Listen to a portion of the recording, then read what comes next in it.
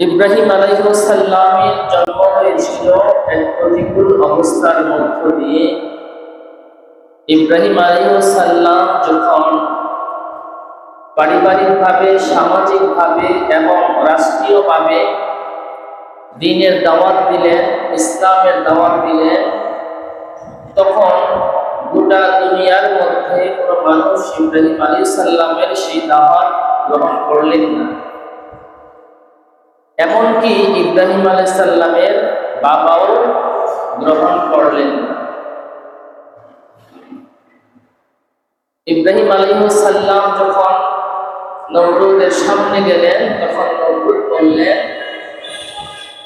এই গোটা পৃথিবীর মধ্যে আমার যে ক্ষমতাধর আর কেউ নাই, এবং সমস্ত মানুষ আমাকে খোদা বলে স্বীকার করে নিয়েছে, মেনে নিয়েছে, সুতরাং তোমার মেনে নিতে অসুবিধা কি? এবং তুমি কোন এমন খোদার ইবাদত করো যে আমার চেয়ে বেশি শক্তিশালী? গত সপ্তাহে আমরা আলোচনা করেছিলাম এই পর্যন্ত। ইব্রাহিম আলাইহিস সালাম বললেন, আমার প্রভু তিনি, যিনি মানুষকে জীবন দেন এবং মানুষের মৃত্যু ঘটান। তখন নমরুদ একজন লোককে সাথে সাথে হত্যা করে ফেললেন, আরেকটা লোককে কারাগার থেকে তাকে মুক্তি দিয়ে দিলেন, আর বললেন, এই তো আমি একজনকে জীবন দিলাম, আরেকজনের মৃত্যু দিয়ে দিলাম। তারপরে ইব্রাহিম আলাইহিস সালাম বললেন, আমার প্রভু হচ্ছেন তিনি, যিনি সূর্যটাকে পূর্ব দিকে উদিত করে পশ্চিম দিকে অস্ত নেন। তোমার ক্ষমতা থাকলে তুমি সূর্যটাকে পশ্চিম দিক দিয়ে উঠিয়ে পূর্ব দিকে অস্ত নাও। তখন নমরুদ হেরে গেলেন। যুক্তিতর্কে নমরুদ আর পারলেন না। যখন যুক্তিতর্কে হেরে গেলেন, এবার নমরুদ পেশি শক্তি ব্যবহার করলেন। কারণ ক্ষমতাকার নমরুদের যা ইচ্ছা তাই করতে পারেন তিনি। তখন পেশি শক্তি হিসেবে নমরুদ ইব্রাহিম আলাইহিস সালামের রায় দিলেন মৃত্যুদণ্ড। ইব্রাহিমকে মৃত্যুদণ্ডে দণ্ডিত করা হবে, আগুনে পুড়িয়ে ফেলা।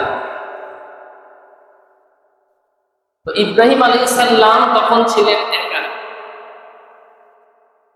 এবার একটু ভাবুন, নমরুদ ছিলেন সারা পৃথিবীর শাসক ছিলেন তখন। এই পৃথিবীর ইতিহাসে 4 জন লোক ছিলেন যারা গোটা দুনিয়াটা শাসন করছেন। এমন ক্ষমতাধর লোক আর আসবে না। 4 জন ব্যক্তি ছিলেন যারা নাকি সারা পৃথিবীটাকে শাসন করেছে। এর মধ্যে মুসলিম হলো 2 জন, আর 2 জন হলো কাফের। মুসলিমদের মধ্যে হলেন একজন হযরত সুলাইমান আলাইহিস সালাম। সুলাইমান আলাইহিস সালামের সময়ে সুলাইমান আলাইহিস সালাম সমগ্র গোটা দুনিয়াটা বাদশাহী করেছেন। শুধু মানুষের না, জিনদেরও বাদশা ছিলেন। আরেকজন বাদশা ছিলেন মুসলমানদের মধ্যে বাদশা যুলকারনাইন। যুলকারনাইন এক আল্লাহওয়ালা মানুষ ছিলেন। উনি গোটা দুনিয়াটা বাদশাহী করেছেন।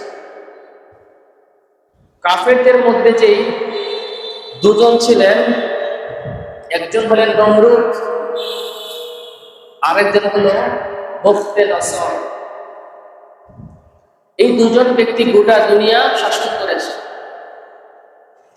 নমরুদ গোটা দুনিয়া শাসন করেছেন 400 বছর। 400 বছর বাদশাহী করতে করতে তার ক্ষমতা এতটাই বেড়ে গিয়েছে, শেষ পর্যন্ত সে নিজেকে খোদা দাবি করে ফেলে।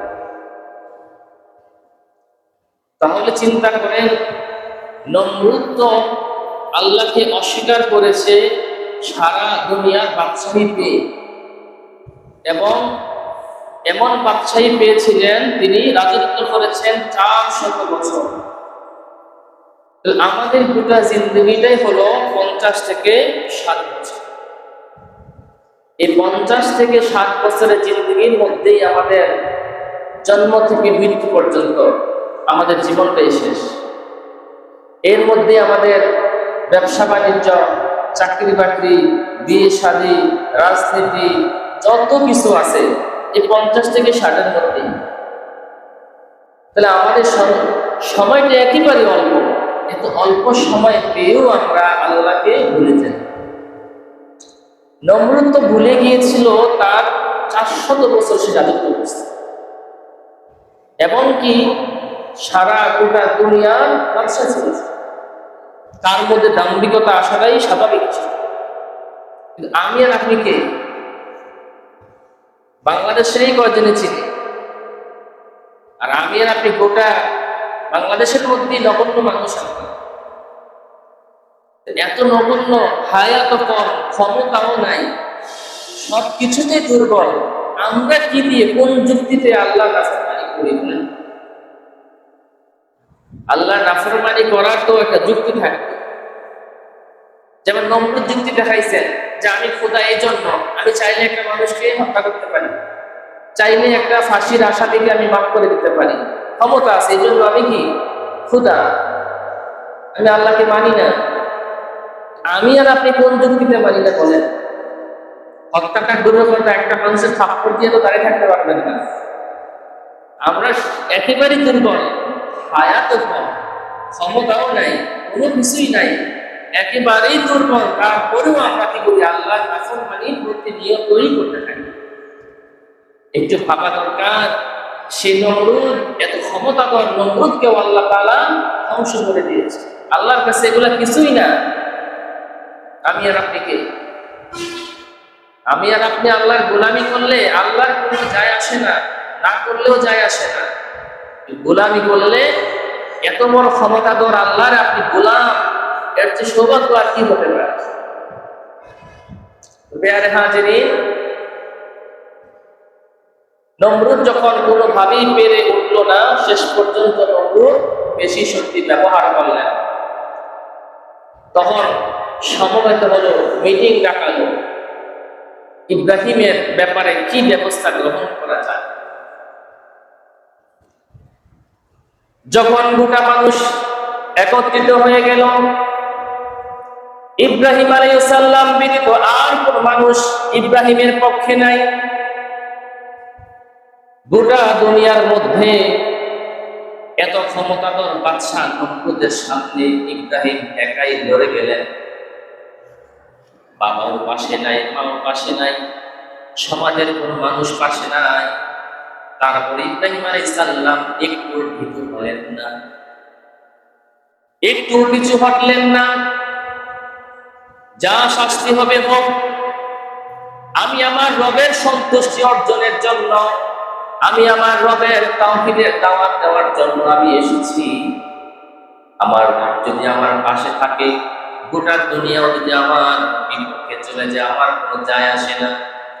ইব্রাহিম আলাইহিস সালাম তার সিদ্ধান্তে তিনি অটল থাকলেন। এবার সামাজিক মানুষেরা বলতে লাগলো, নমরুদের কাছে প্রস্তাব দিল, قالوا حرقوه وانصروا آلهتكم إن كنتم فاعلين। এবার সমস্ত কওমের মানুষেরা ইব্রাহিমের ব্যাপারে একমত হয়ে গেল। ইব্রাহিম আমাদের পূর্বপুরুষদেরকে অপমান করেছে, অপদস্থ করেছে, আমাদের দেবতাগুলো ভেঙে চুরমার করে দিয়েছে, আমাদের ধর্মকে অবমাননা করেছে, ধর্মীয় অপরাধ করেছে, রাষ্ট্রীয় অপরাধ করেছে। ইব্রাহিমের এত অপরাধ আর মেনে নেওয়া যায় না। এবার ইব্রাহিমকে জ্বালিয়ে পুড়িয়ে দুনিয়া থেকে বিদায় করে দিতে হবে। গোটা মানুষ যখন ঐক্যমত পোষণ করলেন, এবার সিদ্ধান্ত হয়ে গেল আর ইব্রাহিমের সাথে যুক্তি তর্ক না, এবার পেশি শক্তির মাধ্যমে ইব্রাহিমকে হত্যা করতে হবে। ইব্রাহিমকে জ্বালানোর জন্য বিশাল বড় এক গর্ত করা হলো। গর্তের মধ্যে এবার লাকড়ি দেওয়া শুরু করে দিল। দলে দলে মানুষ লাকড়ি ক্রয় করে বিভিন্নভাবে সংগ্রহ করে ওই গর্তের মধ্যে রাখতে লাগলো। দীর্ঘদিন প্রজ্বলিত করার পর ইব্রাহিমকে এই আগুনের মধ্যে নিক্ষেপ করা হবে। তখন সামাজিক অবস্থাটা এতটা নোংরা ছিল, এতটাই নিচু মানের ছিল, কোন মানুষ যখন তখন অসুস্থ হয়ে পড়তো, কোন মেয়ে মানুষ, কোন নারী পুরুষ যখন অসুস্থ হয়ে যাইত, তখন তারা মান্যত করত, আমার এই রোগটা যদি ভালো হয়ে যায়, ইব্রাহিমকে পোড়ানোর জন্য আমি লাকড়ি সংগ্রহ করে দিয়ে আসবো। তখন তার অবস্থাটা কেমন ছিল? কোন নারী অসুস্থ হলে সে মান্যত করত দেবতার কাছে, দেবতার সন্তুষ্টির জন্য, যে আমার এই রোগ অসুস্থ যদি ভালো হয়, ইব্রাহিমকে পোড়ানোর জন্য যে কুণ্ডলী করা হয়েছে, আমি আমার পক্ষ থেকে কিছু লাকড়ি সংগ্রহ করে দিয়ে আসবো। এটা মান্য রোগ ভালো হওয়ার জন্য। এই প্রচলন আমাদের মাঝেও আছে, তবে আমাদেরটা একটু ভিন্ন রকমের। আমরা হয়তো দেবতার কাছে যাই না, কিন্তু আমরা মাজারে যাই, মান্যত করে ফেলি, যদি আমার সন্তান হয় অমুক মাজারে আমি একটা গরু দিয়ে আসবো, আমার অসুস্থ ভালো হলে আমি মাজারের পুরুষের মধ্যে আমি একটা ছাগল দিয়ে আসবো, টাকা দিয়ে আসবো, পয়সা দিয়ে আসবো। ওরা মান্যত করেছে দেবতার কাছে, আর আমরা মান্যত করি মাজারের কাছে। ইমান থাকবে না? ওদেরটা আর আমাদেরটা পার্থক্য নাই তো। ওরা চেয়েছে দেবতার কাছে, আর আমরা চাই বাজারে। একই কথা, নিয়ত তো একই। আল্লাহর কাছে তো আর চাইলেন না, চাইতে হবে কার কাছে? আল্লাহর কাছে। এসব মান্যত করা থেকে বিরত থাকেন। আল্লাহ আমাদের সকলকে ঈমান হেফাজত করার তৌফিক দান করুন, আমিন। এবার যখন ইব্রাহিম আলাইহিস সালামকে আগুনের মধ্যে ফালানোর জন্য সমস্ত প্রস্তুতি গ্রহণ শেষ হয়ে গেল, ইব্রাহিম আলাইহিস সালামকে এখন আগুনের মধ্যে ফেলে দিবে। হাত পা বাঁধা হলো, আগুনের মধ্যে ফালানোর জন্য বড় একটা, এটাকে বলা হয় চরক গাছ, চরকির মতো, যে এক গাছের এক মাথা ইব্রাহিমকে বেঁধে এটা ঘুরান দিয়ে কি করবে? আগুনের মধ্যে ফেলে দিবে। এবার যখন ইব্রাহিমকে ওই যে ব্যবস্থা করা হয়েছে ওইটার আগার মধ্যে বাঁধা হলো, সমস্ত পালওয়ানরা একত্রিত হয়ে ইব্রাহিমকে ফালানোর জন্য চেষ্টা করলো, কিছুতেই ইব্রাহিমকে ফালাইতে পারে না। এর কারণ কি? এবার ইবলিস শয়তান এসে নমরুদকে বুদ্ধি দিল, এভাবে তো আপনি ইব্রাহিমকে পোড়াতে পারবেন না, একটা ব্যবস্থা আছে। কি ব্যবস্থা? বলে ইব্রাহিমকে সহযোগিতা করার জন্য অসংখ্য ফেরেশতা এসে গেছে, তাদেরকে এখান থেকে না সরানো পর্যন্ত ইব্রাহিমকে আগুনের মধ্যে ফালানো যাবে না। ইব্রাহিমকে এভাবে মারা সম্ভব না, কারণ আপনি যে চরক গাছের মধ্যে ইব্রাহিমকে বাঁধছেন, তাকে ফালাবেন, কিন্তু এখানে অসংখ্য ফেরেশতারা ধরে রয়েছে, আপনার এই পালোয়ান দিয়ে কাজ হবে না। তো কি করা যায়? এবার ইবলিস বুদ্ধি দিল, একদল যুবতী নারীদেরকে নিয়ে আসেন, তাদেরকে উলঙ্গ করে এখানে ছেড়ে দেন। যখন উলঙ্গ নারীরা এখানে বসে থাকবে, রহমতের ফেরেশতা থাকতে পারবে না। যখন রহমতের ফেরেশতা চলে যাবে, তখন অনায়াসে ইব্রাহিমকে আপনি আগুনে ফেলতে পারবেন। তখন কি করলো? একদল উলঙ্গ নারী এসে এখানে উপস্থিত হয়ে গেল। রহমতের ফেরেশতা যখন চলে গেল, তখন ইব্রাহিমকে ফালানোর জন্য তারা সফল করল। তখন যেই নারীরা এই কাজটা করলো, তখন তাদেরকে রাষ্ট্রীয় সম্মাননা দেওয়া হলো। নমরুদ তাদেরকে রাষ্ট্রীয় সম্মান করলেন। এখন তাদের আলাদা কিছু পরিচয় দরকার। তখন তাদেরকে কপালে টিপ দিয়ে দিল। যে এই সমস্ত নারীরা রাষ্ট্রীয় মর্যাদার অধিকারী, তাদেরকে কপালে টিপ দিয়ে দিল, চিহ্নিত করে দিল তারা রাষ্ট্রীয় মেহমান। এর আগে কপালে টিপের প্রচলন ছিল না। তাহলে সর্বপ্রথম যারা টিপ করেছিল তারা কারা? পরিচয় পাইলেন তো? এখন আপনার মা বোনের টিপ করলে দিবেন তো? টিপ কিনা দিবেননি? বাচ্চাকে টিপ কিনা দিবেননি? বাস, যদি পরিচয় মনে থাকে আর কখনো এই কাজটা করে। এর আগে কপালে টিপ দেওয়ার প্রচলন ছিল না। তাহলে সর্বপ্রথম যারা টিপ দিয়েছিল তারা কারা? যারা ইব্রাহিমকে আগুনে ফালানোর জন্য উলঙ্গ হয়ে ওখানে সহযোগিতা করেছিল। নাউযুবিল্লাহ।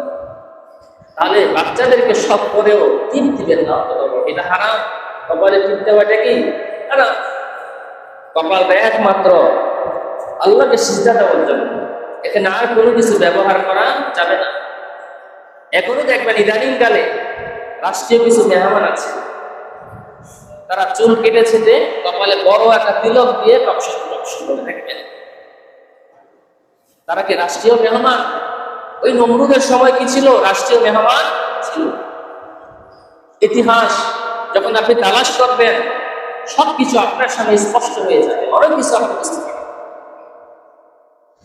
এবার যখন ইব্রাহিম আলাইহিস সালামকে আপনি নিক্ষেপ করবেন, হযরত জিবরাইল আলাইহিস সালাম এসে বলেন, ও ইব্রাহিম, আপনি যদি আমার কাছে সহযোগিতা চান আমি আপনাকে সহযোগিতা করতে পারি। আমার 600 ডানা রয়েছে, আমি ডানা দিয়ে এমন ভাবে আগুনের কুণ্ডলীর মধ্যে আঘাত করব, ওই আগুনের কুণ্ডলী আমি সাগরে ফেলে দিব। সেই ক্ষমতা আমার আছে, আপনি বলেন। ইব্রাহিম আলাইহিস সালাম জবাব দিলেন, না, আমি তো তোমার সহযোগিতা নেওয়ার জন্য এই পর্যন্ত আমি আসি নাই, আমার কোনো সহযোগিতার প্রয়োজন নেই। যে রবের সন্তুষ্টির জন্য আমি আজকে এই পর্যন্ত এসেছি, ওই মালিক যদি চায় ইব্রাহিম আগুনে জ্বলে পড়ে ছারখার হয়ে যাক, আমার কোনো কষ্ট নাই। আচ্ছা বলেন তো, ইব্রাহিম কি তখন জানতেন যে আগুনে আমি পুড়বো না? এটা কি জানতেন? তিনি জানতেন অবশ্যই আমি আগুনে পুড়ব। আমরা এখন ঘটনা জানি যে পুড়ে নাই, পরে ঘটনা আমরা জেনে গেছি, আমাদের কাছে এটা গল্প মনে হয়। ইব্রাহিম যখন তাকে চড়ক গাছে বাঁধা হয় তখন কি তিনি জানতেন যে আগুনে ফেললে আমি পুড়বো না? জানতেন তিনি? না। তার ঈমান ছিল যে হ্যাঁ আমি পুড়বো, অসুবিধা কি, কিন্তু আল্লাহ যদি সন্তুষ্টি, আমার কাজ হলো আল্লাহ সন্তুষ্টি। আল্লাহ সন্তুষ্টি অর্জনের জন্য আগুনে ছাপ দেওয়া আমার ইব্রাহিমের কাছে ব্যাপার। এবার মিকাইল ফেরেশতা এসে বললেন, ইব্রাহিম, আপনি যদি আমার কাছে সহযোগিতা চান, গোটা দুনিয়ার মধ্যে আমি দৃষ্টি বর্ষণ করি, আমি এমন ভাবে দৃষ্টি বর্ষণ করব, ফেরাউনের এই আগুনের কুণ্ডলী আমি সাগরে পরিণত করে দিব। আর নমরুদের এই আগুনের কুণ্ডলী আমি সাগরে পরিণত করে দেব, কারণ সারা দুনিয়ার যত বৃষ্টি হয় এর দায়িত্ব আমার হাতে। আপনি বলেন। ইব্রাহিম এই প্রস্তাব যেন নাকচ করে দিলেন, হাসি মুখে বরণ করে নিলেন, আমি আগুনের মধ্যে পুড়ে ছাই হয়ে যাব। ইব্রাহিমের মনে কোনো কষ্ট নাই, কিন্তু হঠাৎ করে যখন ইব্রাহিম দেখলেন যেই সমস্ত মানুষগুলা ইব্রাহিমকে আগুনে ফালানোর জন্য চড়ক গাছের গোড়ায় বসে আছে, ওই জায়গার মধ্যে ইব্রাহিমের বাবাও আছে। এবার ইব্রাহিম কষ্ট পেলেন, চোখের পানি ধরে রাখতে পারলেন না, আল্লাহকে ডেকে বলেন, ও আমার রব, এ কেমন পরীক্ষা আমি পড়লাম। দুনিয়ার মধ্যে সন্তান যখন বিপদ আপদে পড়ে যায়, বাবা গিয়ে সন্তানকে বাঁচায়। সন্তান ডাকাতি করলেও বাবা কখনো সন্তানকে ডাকাত বলে না। সন্তান যদি সন্ত্রাসী করে, বাবা কখনো সন্তানকে সন্ত্রাস বলে ডাকে না। আমি ইব্রাহিম এমন এক পরীক্ষার মধ্যে পড়লাম, আমার আর কোনো দুঃখ নাই। তবে যখন আমি দেখলাম আমার বাবাও আমাকে আগুনের মধ্যে নিক্ষেপ করার জন্য চেষ্টা করতেছে, দুনিয়ার মধ্যে তো আপন বলতে আমার আর কেউ না, এটা দেখি ইব্রাহিম কষ্ট পেলেন। আরে বাবা যদি সমর্থন করেছে ঠিক আছে, পাশে দাঁড়িয়ে থাকতো, তাও তো কষ্ট ছিল না, কিন্তু আমার বাবাও তার সমস্ত শক্তি দিয়ে চেষ্টা করতেছে আমাকে আগুনে নিক্ষেপ করার। এবার ইব্রাহিম আলাইহিস সালাম যখন হাসি মুখে মেনে নিলেন, আমি আগুনে পুড়ে ছারখার হয়ে যাব, তারপরেও আমি রবের সন্তুষ্টি চাই। ইব্রাহিম আলাইহিস সালাম তার সিদ্ধান্ত অটল ছিলেন। এবার আল্লাহ পাক রব্বুল আলামিন আগুনকে বলে দিলেন, ও আগুন, কুলনা ইয়া নারু কুনি বারদান ওয়া সালামান আলা ইব্রাহিম। এবার আল্লাহ পাক রব্বুল আলামিন ডেকে বলেন, ও আগুন, আমার ইব্রাহিমের জন্য তুমি শান্তিদায়ক ঠান্ডা হয়ে যাও। এমন ঠান্ডা হয়েও না যে আমার ইব্রাহিম কষ্ট পাবে, ঠান্ডায় শীতল হয়ে যাবে, সর্দি লাগবে, কাশ হবে, এমন ঠান্ডা হয়েও না। এয়ার কন্ডিশনের মতো হয়ে যাও, শান্তিদায়ক ঠান্ডা হয়ে যাও। যতদিন আমার ইব্রাহিম এখানে থাকবে সে যেন আরামের সাথে থাকতে পারে। চিন্তা করে, আগুনের কুণ্ডলীর মধ্যে আল্লাহ পাক রব্বুল আলামিন ইব্রাহিম আলাইহিস সালামকে এমন ভাবে রাখলেন। ইব্রাহিম আলাইহিস সালাম বললেন, দুনিয়ার গোটা দুনিয়ার জিন্দেগিতে ওই 40 দিন যে আমি আগুনের মধ্যে ছিলাম, এত আরাম এত শান্তি আমি আর পাই নাই। আল্লাহ কি করতে না পারে বলেন? যে আমার হায়াতের মধ্যে আমি যতদিন বেঁচে ছিলাম পৃথিবীর মধ্যে, গোটা জিন্দেগিতে আমি এত আরাম এত শান্তি আমি পাই নাই, যে শান্তি আমি 40 দিন আগুনের মধ্যে ছিলাম। আল্লাহ আগুনকে কত ঠান্ডা করে দিলেন, কত শান্তি করে দিলেন। এই জন্য বাবারা, আল্লাহ সন্তুষ্টি যদি আপনি অর্জন করতে পারেন, দুনিয়ার জেল জুলুম অত্যাচার এগুলো কিছুই না, এগুলো কিছুই না। ভয় পাওয়ার কোনো কারণ নাই। ইব্রাহিম কত বড় পরীক্ষা দিয়েছেন, তিনি তার ঈমানকে বিক্রি করেন নাই। দুনিয়ার সর্বোচ্চ ক্ষমতাধর নমরুদের সামনে নমরুদের বিরুদ্ধে কথা বলে গেলেন, এবং নিজের বাবা মা কেউ তার পক্ষে রইল না। শেষ পর্যন্ত আসমানি ভাবে আসমানের ফেরেশতাও আসছে সহযোগিতা করার জন্য, তাও তিনি নিলেন না। এমন ঈমানওয়ালা ছিলেন। শেষ পর্যন্ত আল্লাহ তাআলা এমন ভাবে সাহায্য করলেন, এমন ভাবে নিরাপদে রাখলেন। ইব্রাহিম আলাইহিস সালাম বললেন যে এত শান্তি আমি আর দুনিয়াতে কোনোদিন পাই নাই। আগুনের মধ্যে যে 40 দিন ছিলাম, এত শান্তি আমি ছিলাম। আল্লাহ ছাড় দেয়, ছেড়ে দেয় না। যখন ইব্রাহিম ওখান থেকে চলে আসলো, সবাই অবাক হয়ে গেল। তখন নমরুদের সেই ক্ষমতা উপর আঘাত লাগলো। হাজিরের, আমি আর সামনে যাচ্ছি না, কিছু মাসাইল বলতে হবে।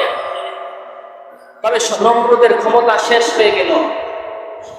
নমরুদের শেষ পরিণতি কি হলো? এত ক্ষমতাধর বাদশা নমরুদ, কিন্তু এবার তার মৃত্যুটা হলো অপমানজনিত। নমরুদের নাকের ভিতর মশা ঢুকে গেল। মশা, আচ্ছা মশাকে কতটুকু শক্তিশালী মনে করেন? মশা মারতে কামান লাগে, গুলি লাগে, শক্তিশালী কোনো কিছুই না। দুনিয়ার সর্বোচ্চ ক্ষমতাধর নমরুদকে আল্লাহ মশা দিয়ে মারলেন। মশা নাকের ভিতরে ঢুকে গেল, নাকের ভিতর দিয়ে মশা ঢুকে গেল, মস্তিষ্কের মধ্যে মশা কামড়াতে লাগলো। এবার নমরুদ ছটফট ছটফট করতে লাগলো, আর তো শান্তি নাই, মাথার মধ্যে মশা ঢুকে গেছে, এটা তো কোনো ঔষধও নাই, কিভাবে আমি এটা ভালো করবো?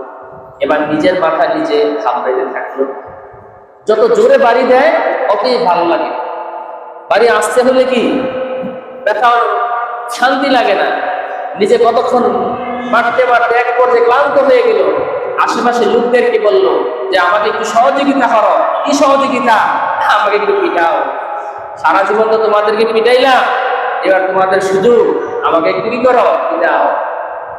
এবার যখন হাতে বাইরে যেতে লাগলো, হাত দিয়ে কাজ হয় না, তখনকার পায়ের জুতা নিল। পায়ের জুতা ছিল খড়মের, কাঠ দিয়ে বানানো খড়ম, কাঠের জুতা। জুতা দিয়ে এবার মাথা আঘাত করতে লাগলো, তারপরেও কাজ হয় না, আস্তে আস্তে বাড়তেছে। বলেছে আমার তো ব্যথা অসহ্য, আরো জোরে বাড়ি দাও, আর কি দিয়ে দিবি? এবার এমন এক লাঠি দিয়ে এমন এক আঘাত করবে, এক আঘাতে নমরুদ দুনিয়া থেকে বিদায়। দুনিয়া থেকে বিদায় হওয়ার সাথে সাথে মশাটা নমরুদের নাক দিয়ে বের হয়ে গেল। মশা ঢুকছে কার হুকুমে? আল্লাহর হুকুমে। নমরুদকে একেবারে দুনিয়া থেকে বিদায় করে মশা পার বের হয়ে গেছে। তাহলে এত ক্ষমতাধর লোকটাকে আল্লাহ তাআলা সাইজ করলেন একটা ল্যাংড়া মশা দিয়ে, দুর্বল মশা দিয়ে। এই জন্য আল্লাহর সাথে কখনো বাহাদুরি করবেন না, আল্লাহর আইনের কখনো অমান্য করিলেন না।